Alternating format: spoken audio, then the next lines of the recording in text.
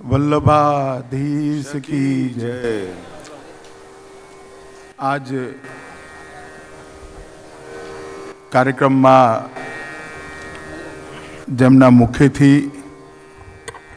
भक्ति रसનું રસપાન કરવા માટે આપણે બધા અહીંયા એકત્ર આવ્યા છે એવા પૂજનીય દ્વારકેશલાલજી મહોદય, ષષ્ઠ પીઠાધીશના બંને વલ્લભકુળના બાળકો, ઉપસ્થિત મહાનુભાવો ને પૃષ્ટિ માર્ગ સંપ્રદાયના સૌ અનુયાયી ભાઈઓ બહેનોને જય શ્રી કૃષ્ણ। આજ જગતગુરુ વલ્ભાચાર્યજીના સીધા વંશમાં ગુસાઈજીના ષષ્ઠ પરિવારમાં અને યદુનાથજીના કુળમાં જેમનો ઉજ્જવળ પરંપરામાં જન્મ થયો છે એવા પૂજનીય દ્વારકેશલાલજી મહોદયના થોડાક સમય પહેલાં જ 50મી જન્મ જયંતિ નિમિત્તે કાર્યક્રમ થયો હતો। બહુ ઈચ્છા હોવા છતાં હું ત્યાં વડોદરા પહોંચી નહોતો શક્યો। પછી સમાચાર મળ્યા કે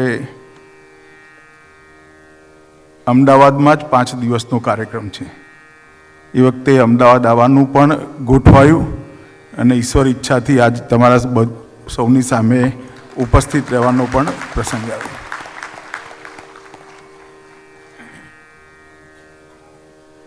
વલ્લભકુળના આ દેશના સનાતન ધર્મના ઇતિહાસમાં અને પરંપરાઓના સંવર્ધન અને સંરક્ષણ પર અનેક ઉપકારો આ દેશના ઇતિહાસમાં નોંધાયેલા છે।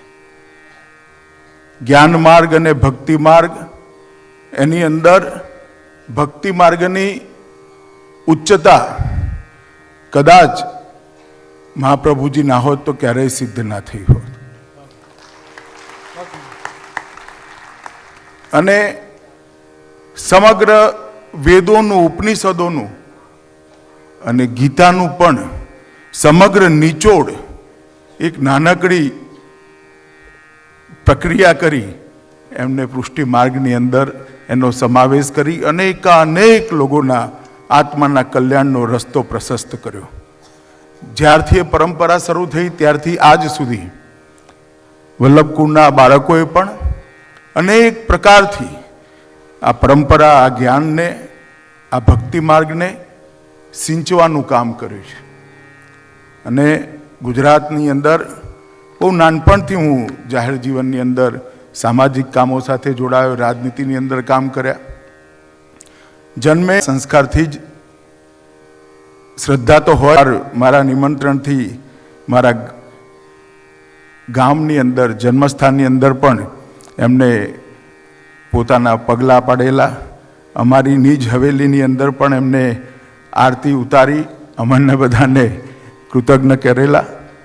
અને આ આખા વલ્લભકુળના બાળકોએ જે પૃષ્ટિ માર્ગના પ્રચારની પ્રક્રિયા ઊભી થઈ એની અંદર દ્વારકેશલાલજી મહારાજે ધર્મના સંરક્ષણ, સંવર્ધન અને પ્રચારની સાથે સાથે સેવાનો પણ એક પક્ષ અને યુવા સંસ્કારનો એક પક્ષ જોડી એની અંદર સોનાની સુગંધ પાથરી છે।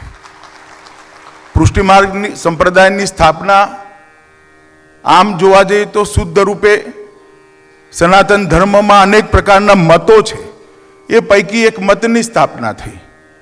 પરંતુ એના પછી જે ભક્તિ માર્ગનો પ્રાદુર્ભાવ થયો એના માધ્યમથી એક એવા કપરા સમયમાં જ્યારે દેશની અંદર હિન્દુ રહેવું બહુ અઘરું હતું, હિન્દુ પરંપરાઓને અનુસરણ કરવું બહુ અઘરું હતું, મંદિરમાં જતાની સાથે ધર્માંધ લોકોના ધર્માંતરણનો ભોગ બનવું પડતું હતું। એ વખતે પ્રભુને ઘરની અંદર લાવવાની ને ઘર સેવા કરવાની શરૂઆત વલ્ભાચાર્ય મહારાજે કરી અને એના પરિણામે એક બહુ લાંબા કાલખંડની અંદર ધર્મને ટકાવવાની આ દેશને મોટી ક્ષમતા મળી। અને આજે આપણે ફરી એકવાર વિશ્વને આપણા સનાતન ધર્મના બધા જ ઊંચાઈઓનો અનુભવ કરી રહ્યા છે. ભક્તિ માર્ગનો, જ્ઞાન માર્ગનો, કર્મ માર્ગનો અને ગીતાના બધા જ જે જ્ઞાનના વલયો છે, એના ડાયમેન્શન છે, એનાથી દુનિયાની સામે મૂકી રહ્યા છે. એમાં ક્યાંક ને ક્યાંક બહુ મોટો રોલ આ પુષ્ટિ માર્ગ સંપ્રદાયનો રહ્યો છે.